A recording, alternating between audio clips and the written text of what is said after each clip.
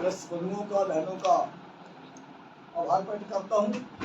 समय समय पर हम आपको कष्ट देते हैं और आप सब हमारा सहयोग करते हैं, इसके लिए आपका बहुत धन्यवाद।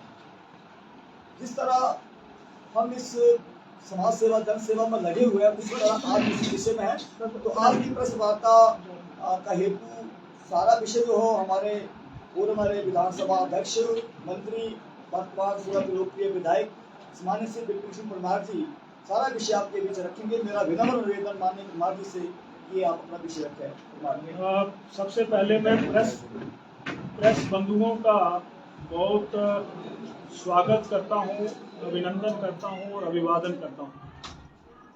आज की इस प्रेस वार्ता में हमारे साथ श्री त्रिलोक कपूर जी हमारे पार्टी के महामंत्री हैं, हमारे श्रीमान रविंद्र रवि जी हमारे निवर्तमान विधायक जयसिंहपुर हैं, श्रीमान घनश्याम शर्मा जी हमारे कार्यकर्ता नेता, हमारे जिला के अध्यक्ष श्रीमान हरिदत्त शर्मा जी, हमारे बीच में श्री मुलकराज प्रेमी जी हमारे निवर्तमान विधायक, श्री विनय जी, श्रीमान सतीश जी हमारे दोनों साथी कार्यकर्ता, प्रदेश कार्य समिति के सदस्य, पत्रकार मित्रों। आज का जो ये प्रेस वार्ता है या प्रेस वक्तव्य है, मैं इतना कहना आज हम यहाँ पर 14 अगस्त विभीषिका दिवस, स्मृति दिवस के रूप में आज पूरा देश 78 साल देश को आजाद हो गए, तो इस कार्यक्रम को मनाया जा रहा है और हम आज संगठनात्मक जिला के कार्यकर्ता जनता यहाँ पर ऐसे लोग जो विभाजन के समय जिनको दर्द सहन करना पड़ा, जिनको विभाजन का दंश झेलना पड़ा, जिनको अपनी चल और अचल संपत्ति को छोड़ करके हिंदुस्तान में आना पड़ा, परिवार जिनको छोड़ करके आना पड़ा, उनको याद करने के लिए, ऐसे लोगों को स्मृतियों में सजोने के लिए, श्रद्धांजलि अर्पित करने के लिए हम यहाँ पालमपुर के इस कार्यालय में इकट्ठे हुए। दूसरा विषय मैं आपके ध्यान में लाना चाहता हूं कि वर्तमान कांग्रेस की जो सरकार है उसका जनता के प्रति, कल्याण के प्रति कोई भी सोच नहीं। पालमपुर हिमाचल प्रदेश का एक बहुत बड़ा एक पर्यटन नगरी, यहाँ पर विश्वविद्यालय हो, यहाँ पर CSIR हो, यहाँ पर बड़े अस्पताल हो, यहाँ पर योद्धाओं की वीर भूमि हो, यहाँ के लोग चाहे प्रशासनिक सेवाओं में हो, चाहे देश की सेवाएं जहाँ भी दे रहे हों, पालमपुर का नाम, जिला कांगड़ा का नाम, हिमाचल प्रदेश का नाम हमेशा उस परिदृश्य में मान सम्मान से देखा जाता है। पालमपुर का कृषि विश्वविद्यालय एक पायनियर विश्वविद्यालय,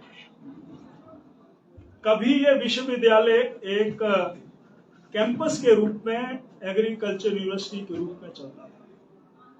और मुझे याद है कि जब भाजपा की सरकार बनी थी तो ये कृषि विश्वविद्यालय के रूप में स्थापित हुआ।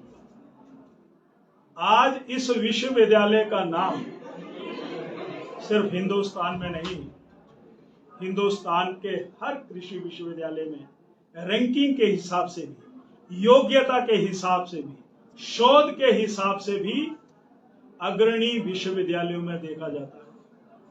परंतु वर्तमान कांग्रेस सुक्खू की सरकार ने भारी दबाव बनाया है, और भारी दबाव क्या है कि यहाँ की जो जमीन है, कुल जमीन 414 हेक्टेयर है, ये 10,000 करनाल बनती है। इसमें से हमें कुछ हिस्सा दे दो, ये प्रदेश सरकार कह रही है, और हिस्सा दे दो 114 हेक्टेयर, 3,000 करनाल दे दो कि हिमाचल प्रदेश में और पालमपुर में हम पर्यटन नगरी बसाएंगे, पर्यटन गांव बसाएंगे। हम स्वागत करते हैं मुख्यमंत्री जी, आप बसाएं जहां जो मर्जी बसाएं, पर विश्वविद्यालय को उजाड़े ना, ये अधिकार हिमाचल की जनता, पालमपुर की जनता, यहाँ विश्वविद्यालय के बच्चे किसी सूरत में आपको ये अधिकार नहीं देना चाहते। आने वाले दिनों में जो प्रस्तावना है, यहाँ पर तो कृषि केंद्रीय विश्वविद्यालय बनाने की भी प्रस्तावना है। यहाँ पर एग्रीकल्चर की इंजीनियरिंग की प्रस्तावना भी है।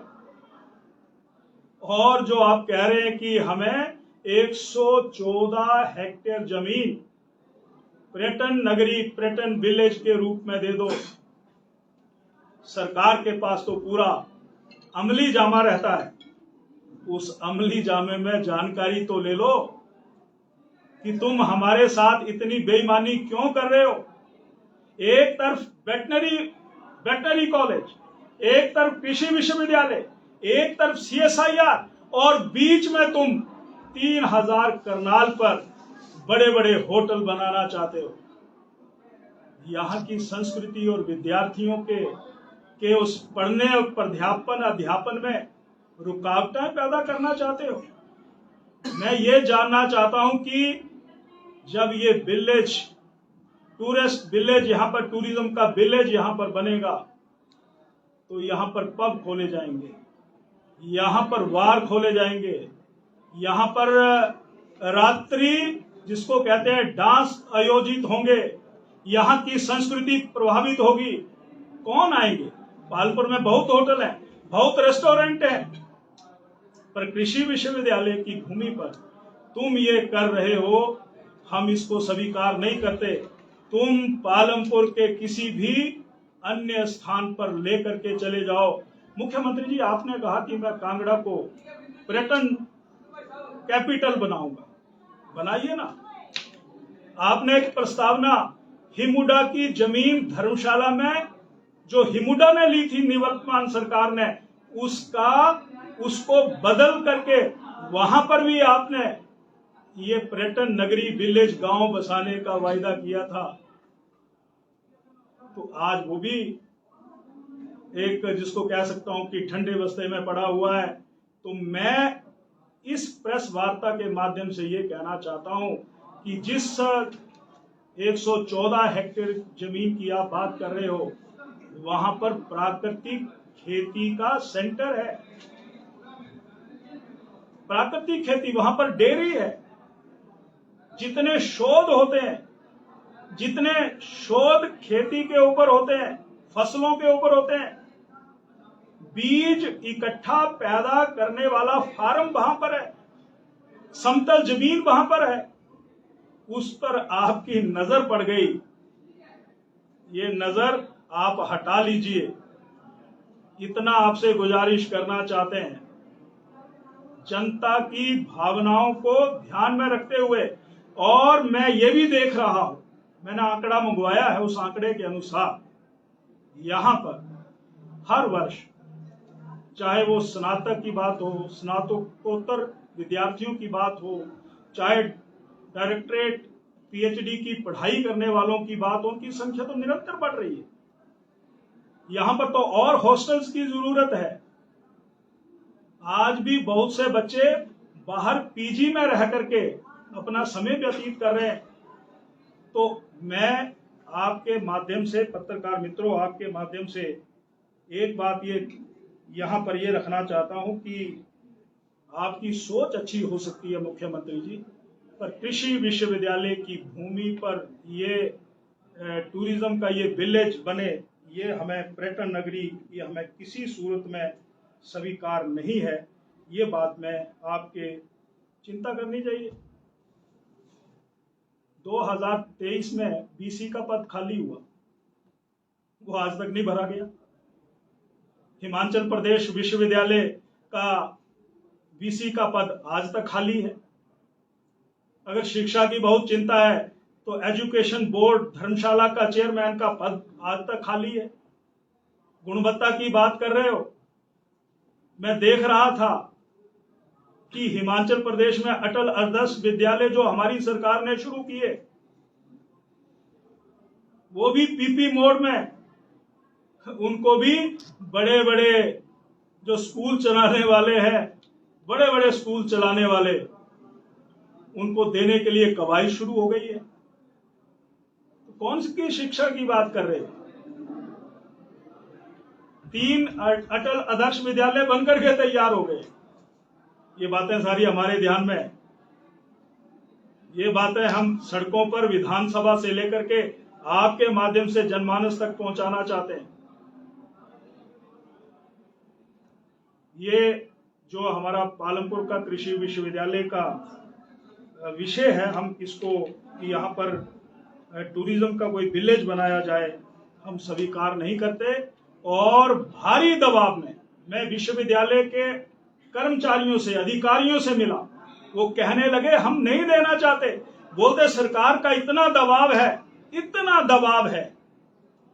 मैं तो अपने यहाँ के नजदीक के सम्माननीय विधायकों से भी निवेदन करना चाहता हूं, आप विकास करवाइए, विकास कराइए, भरपूर विकास करवाइए, पर हमारे कृषि विश्वविद्यालय की जमीन पर ये जो एक नया प्रक्रिया शुरू की गई है, उसका आप विरोध करिए। आपके विधानसभा क्षेत्रों के भी बच्चे यहां पर पढ़ते हैं, रिसर्च करते हैं, शोध करते हैं। ये सारी बात मैंने यहां पर आपके सम्मुख रखी है। एक बात मैं आपके ध्यान में और लाना चाहता हूं, कानून व्यवस्था का ढांचा पूरी तरह से फेल हो चुका है। कभी द्राट कांड हो गए, मैं पंचरुखी में देख रहा था, जल शक्ति विभाग के इंस्पेक्टर के ऊपर एक मल्टीटास्क वर्कर ने डंडे से, हथियार से अटैक किया। कई बातें, मनोहर हत्याकांड के जख्म आज भी बिल्कुल ताजे हैं, और सुलह की वो साइना लड़की आज वो ठीक होकर के घर आ गई है। और कुसुम जो सुलह विधानसभा क्षेत्र में जिसका एक ब्लाइंड मर्डर हुआ, उसके आरोपी आज तक भी नहीं मिले। अब पिछले कल मैंने अखबारों में पढ़ा है कि किस तरीके से चुने हुए प्रतिनिधियों पर थोरल के नजदीक वृक्षारोपण के कार्यक्रम में सीमा देवी प्रधान, उप प्रधान सतपाल के ऊपर डंडों से आक्रमण होता है, लहूलुहान होता है। शासन और प्रशासन चुप बैठा हुआ है। हम विरोध करते हैं। रखवाले ही अगर समाज के उन भ्रष्टाचारियों के साथ मिल जाएंगे, तो मेरा आरोप है पुलिस डिपार्टमेंट पर भी, प्रशासन पर भी और सरकार पर भी, बहुत दिनों तक हम इसको सहन नहीं करेंगे। इसकी लड़ाई यहां पर भी, विधानसभा में भी लड़ेंगे। खनन माफिया पूरी तरह से सक्रिय पूरे हिमाचल प्रदेश में। वैसे तो माफिया एक नहीं, वन माफिया, सिरमौर में पेड़ काट दिए, परमिशन लिए बिना काट दिए। शराब माफिया, कुल्लू मनाली में ऐसे ठेकेदार को वो दुकानें दे दी गई, नियमों की को ताक में रख करके दे दी गई। हम इन सारी बातों को आने वाले दिनों में आपके माध्यम से पत्रकार मित्रों जनमानस तक पहुंचाना चाहते हैं। और एक सबसे बड़ा घोटाला 23.5 करोड़ का,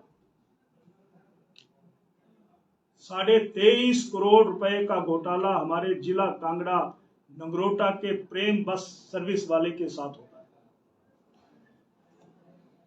वो एफआईआर दर्ज करवाते हैं, और वो एफआईआर आईपीसी 420, 120, बी 417 में दर्ज होती है। 2 लोग पकड़े जाते हैं, और जो मुख्य उसका आरोपी है, जिसका संरक्षण है, उसको मुझे पता नहीं, परंतु कानून के हाथ बहुत लंबे होते हैं। परंतु आज वो वहां से फरार है, वहां से फरार है। इतना बड़ा घोटाला, यानी मैं तो ये भी कह सकता हूं कि क्रिप्टो करेंसी जैसे घोटाले हिमाचल प्रदेश में हुए। मैं ये भी कह सकता हूं कि साइबर से संबंधित क्राइम, ठगी दिनों दिन बढ़ रही है। हजारों लाखों रुपए लोगों के खातों से निकाले जा रहे हैं, परंतु ये 23.5 करोड़ रुपए का जो घोटाला हुआ है, मेरा सरकार से, प्रशासन से, पुलिस विभाग से इतना निवेदन है कि उस किंग पिन को, मैं नाम नहीं लेना चाहता, नगरोटा निवासी है, जिसके माध्यम से ये पैसों की ठगी की गई, पुलिस प्रशासन जल्दी से जल्दी उसको अरेस्ट करे। ये मैं कहना चाहता हूं। यानी कांग्रेस की सरकार पूरी तरह से फेल हो चुकी है। यानी मित्रों के लिए सब कुछ कुर्बान है। जनता जो है आज उस जगह पहुंच गई है जहां पर उनका कल्याण नहीं, योजनाएं सब बंद हो गई, सब बंद हो गई। तो माफी मांगो मुख्यमंत्री महोदय, माफी मांगो कि मैंने गलत समय पर गलत घोषणाएं सरकार बनाने के लिए हिमाचल प्रदेश में ये 10 गारंटियां दी थी। माफी मांगते नहीं है, झूठ बोलने में माहिर हैं।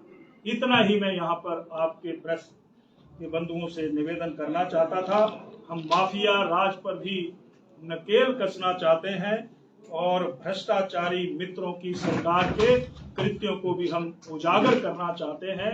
इतना ही मैं यहाँ पर कहना चाहता हूँ।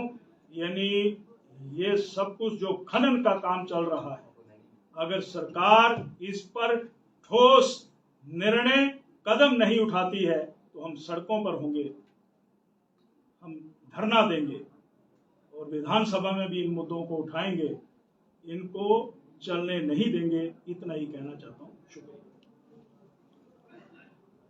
जी। कोई प्रश्न? सर, आपकी विधानसभा 16 में पनापुर से धीरा से लेकर थुलो तक से आम खनन हो रहा है, अवैध खनन हो रहा है। और जो पिछले कल जो घटना घटी है, इसको भी अवैध खनन से जोड़कर देखा जा रहा है। तो इसमें भाजपा अगला क्या करेगी और आपके इसमें क्या कहना चाहिए? मैं इतना ही कहना चाहता हूँ कि खनन तो पूरे प्रदेश में है। स्वां में हर दिन अखबारों, सोशल मीडिया में पोकलेन से लेकर के जेसीबी और वहां पर ट्रैक्टर, ट्रक, ट्रॉलियां इतनी दिखाई देती हैं कि मैं इतना ही कह सकता हूं कि पूरी तरह से अवैज्ञानिक ढंग से वहां पर खनन हो रहा है। हम सरमौर की तरफ नजर दौड़ाते हैं, हम कुल्लू की तरफ नजर दौड़ाते हैं, और इधर आप पठानकोट से चलें, जितनी नदियां और खड्डे बीच में हैं, वहां पर हर जगह खनन हो रहा है। और ये न्यूगल बंदला से चलती है और आलमपुर, जयसिंहपुर के पास मिलती है, और ब्यास जो है वो तो मनु के स्थान मनाली से चलती है, वहां पर भी खनन हो रहा है, बहुत खनन हो रहा है। और कल की जो घटना है, वृक्षारोपण वहां पर पंचायत कर रही थी और वहां पर लोग कुछ आते हैं, पंचायत के साथ पौधे लगाने वालों के साथ धक्का मुक्की करते हैं, और जिस परिवार के खिलाफ एफआईआर हुई है उन्होंने उस इलाके में समय समय पर गुंडागर्दी की बहुत सी घटनाएं की है। तो ये डराने का काम। और दूसरी बात मैं ये कहना चाहता हूं कि जब लेडी प्रधान पुलिस चौकी में कंप्लेंट करवाने जाती है और पुलिस का अफसर ये कहता है कि तुम अपना बाजू तोड़ करके लाओ, फिर हम आरोपियों को गिरफ्तार करेंगे। खेती की रक्षा करने वाले अगर बाढ़ ही खेत को खाना शुरू कर दे तो ये दुर्भाग्यपूर्ण है। इस पर अंकुश लगना चाहिए। ये खनन जो हो रहा है ये रुकना चाहिए, ये मैं कहना चाहता हूं। टूरिज्म विलेज को लेकर भारतीय जनता पार्टी विरोध कर रही है, क्या कोई आंदोलनात्मक रणनीति भी भारतीय जनता पार्टी तय करेगी? ऐसा है कि विरोध करने के अलग अलग तरीके रहते हैं, और इससे पहले भी बहुत से साथियों ने प्रेस वक्तव्य, प्रेस कॉन्फ्रेंसेस और सीधा भी महामहिम गवर्नर साहब को ज्ञापन दिए। तो आने वाले दिनों में यहाँ पर भी आंदोलन हम कर सकते हैं और अपनी बात महामहिम राज्यपाल जी को ज्ञापन के माध्यम से भेज सकते हैं, और उन ज्ञापनों में हम केंद्रीय विश्वविद्यालय धर्मशाला का भी जिक्र कर सकते हैं। यानी गुणवत्ता की बात हो रही है, 30 करोड़ तुम जमा नहीं करवा रहे हो, तो हम इन सारी बातों को लेकर के, और हम विधानसभा में भी इस मुद्दे को उठाएंगे। भाई तैयारी पूरी है, छोड़ेंगे नहीं। हम 28 हैं। बेईमानी अगर कोई सरकार कर रही है, मंत्री कर रहे हैं, तो हम उनको पतली गली से नहीं जाने देंगे। हम जनता के प्रतिनिधि हैं और यहाँ पर भी बहुत से सामाजिक संगठन जिनके टेलीफोन समय समय पर आए हैं, तो निरंतर हम इसका विरोध करते रहेंगे। ये परमार जी, 2023 में सुक्खू सरकार ने मिनरल एंड माइनर पॉलिसी जो है वो टोटली अमेंड कर दी। उसमें जेसीबी भी अलाउ कर दी, पोकलेन भी अलाउ कर दी। 1 मीटर के बजाय 2 मीटर, ट्रैक्टर तो पहले ही थे, 1 मीटर के बजाय 2 मीटर तक खुदाई कर सकते हैं। इससे पहले 20 साल वो पॉलिसी वीरभद्र सिंह ने फॉलो की, 10 साल प्रेम कुमार धूमल ने फॉलो की वो पॉलिसी, और 5 साल जयराम ठाकुर ने पॉलिसी फॉलो की। तो भारतीय जनता पार्टी इसके ऊपर क्या करेगी, जो कि पर्यावरण के साथ खुला खिलवाड़ है? किस तरीके से, किसके लिए उस सरकार ने पॉलिसी अमेंड की, किस साल किनको बेनिफिट पहुंचाने के लिए वो पॉलिसी अमेंड की? भारतीय जनता पार्टी क्या विधानसभा में इस मुद्दे को उठाएगी, और क्या उसके ऊपर भी कोई आगे कार्रवाई होगी, जो कि प्रदेश के पर्यावरण से जुड़ा हुआ बड़ा इंपॉर्टेंट और सिग्निफिकेंट मुद्दा है? मैं इतना ही कहना चाहता हूँ कि आपने एक महत्वपूर्ण प्रश्न हिमाचल प्रदेश के पर्यावरण खनन से संबंधित पूछा है। इस मुद्दे को लेकर के हमने विधानसभा में नोटिस दिए हैं, और नोटिस दिए हैं, और व्यक्तिगत भी हमने मुख्यमंत्री से निवेदन किया है कि इस पॉलिसी को आप विड्रॉ करें, क्योंकि आपने ये जो भी पॉलिसी बनाई है ये अपने चंद चुनिंदा मित्रों के लिए बनाई है, ये प्रदेश के लोगों के लिए हितकारी नहीं है। इस विषय को लेकर के जा रहे हैं। Thank you.